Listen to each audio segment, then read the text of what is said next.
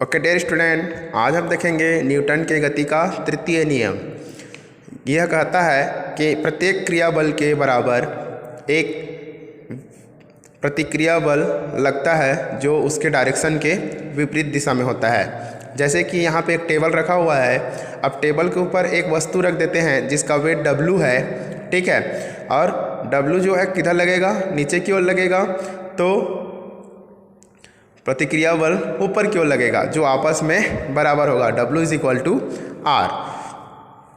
अब आगे देखते हैं रैखिक संवेग संरक्षण का नियम, ठीक है। तो यह कहता यह है कि यदि किसी निकाय पर कोई बाह्य बल न लगाया जाए तो उसका कुल रैखिक संवेग संरक्षित होता है। अब एक कण निकाय के लिए देखते हैं, तो हम जान रहे हैं न्यूटन के द्वितीय नियम से कि बल जो होता है संवेग में परिवर्तन के अनुक्रमानुपाती होता है।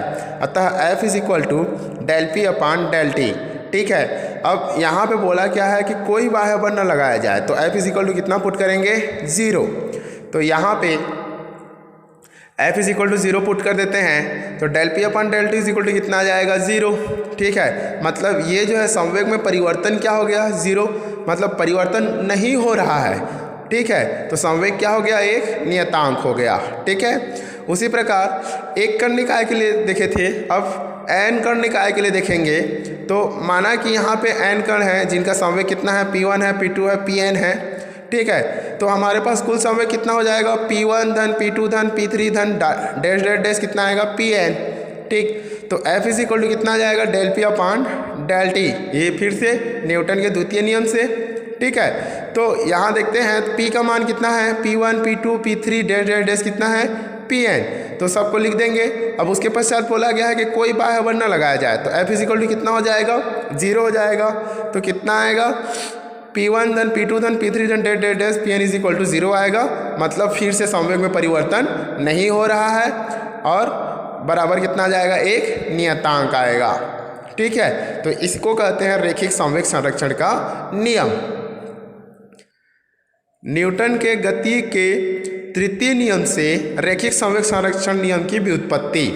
तो हमारे पास A और B दो वस्तु हैं जो U1 और U2 वेग से गतिशील हैं, जिनका द्रव्यमान कितना है? m1 और m2 है, ठीक है। यहाँ पे U1 का वेग U1 जो है U2 से ज़्यादा है, मतलब A का वेग जो है B का वेग से ज़्यादा है, तब इनके बीच संघट होगा।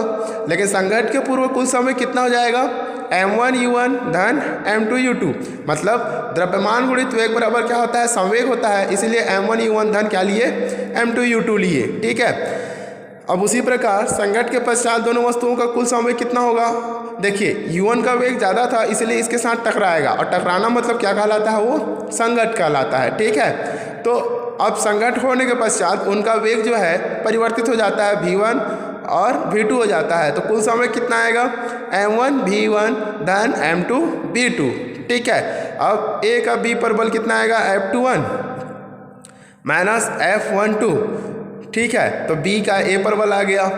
मतलब ये हो रहा है कि क्रिया बल के विरुद्ध प्रतिक्रिया बल लगता है। मतलब A जो है B पर जो बल लगाया है, वहीं B जो है A पर बल लगाया है, दोनों बराबर होगा, ठीक है। और यहाँ पे दोनों पक्षों में del T का गुणा कर दिए, तो बल गुणित समय अंतराल क्या कहलाता है? आवेग। और यहाँ भी बल गुणित समय अंतराल क्या कहलाता है? आवेग। मतलब दोनों का आवेग क्या था? बराबर था, ठीक है। तो यहाँ आवेग संवेग प्रमेय से एक आवेग संवेग प्रमेय होता है जिसमें आवेग बराबर होता है संवेग में परिवर्तन, ठीक है। तो F21 del T बराबर कितना आ जाएगा? m2 V2 minus m2 U2, और F12 del T बराबर कितना हो जाएगा? m1 V1 minus m1 U1, ठीक है।